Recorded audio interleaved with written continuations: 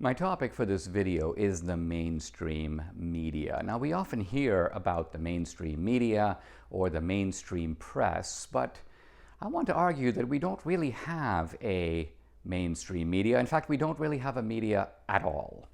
Now, this is a little bit of a frightening thought because we learn from civics class, and I believe, that the press is a vital ingredient of a democratic society.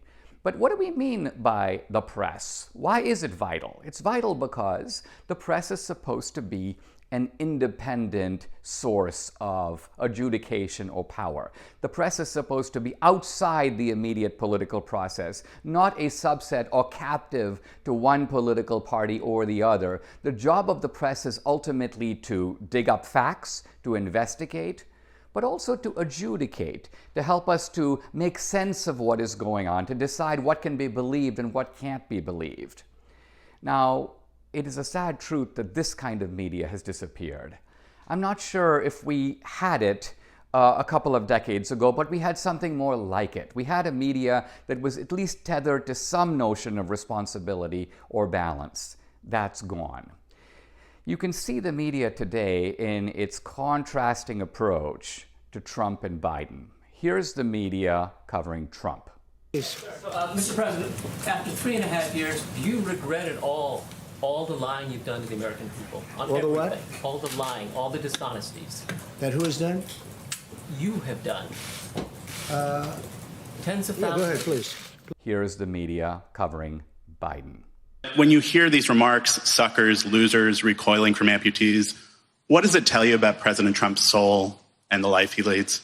You said today is the angriest you've been as a presidential candidate. But you said you're trying to restrain yourself. There are a lot of people out there who are supporting you or are inclined to not vote for the president who would say, why isn't Joe Biden angrier about all of this? Now, when you watch these reporters questioning Biden, it's very obvious that they're not being reporters at all. Their investigative talents have completely disappeared. Their adjudication or discriminatory skills have vanished entirely. These could be paid operatives of the Democratic National Committee. You could be listening to a seminar being conducted inside the DNC building, and the tone would be no different. It would be the same sycophantic, devotional tone that a politician expects from his own paid staff. And this is now our national media. This is the so-called mainstream media.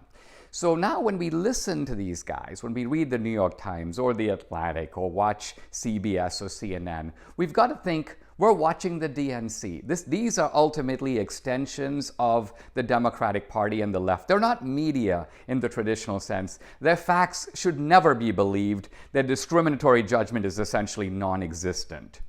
What we have to do is create alternative media, new forms of media that over time, let's hope, will be the kind of media that we want and need and deserve in this democratic society. The media as we have it now is essentially dead.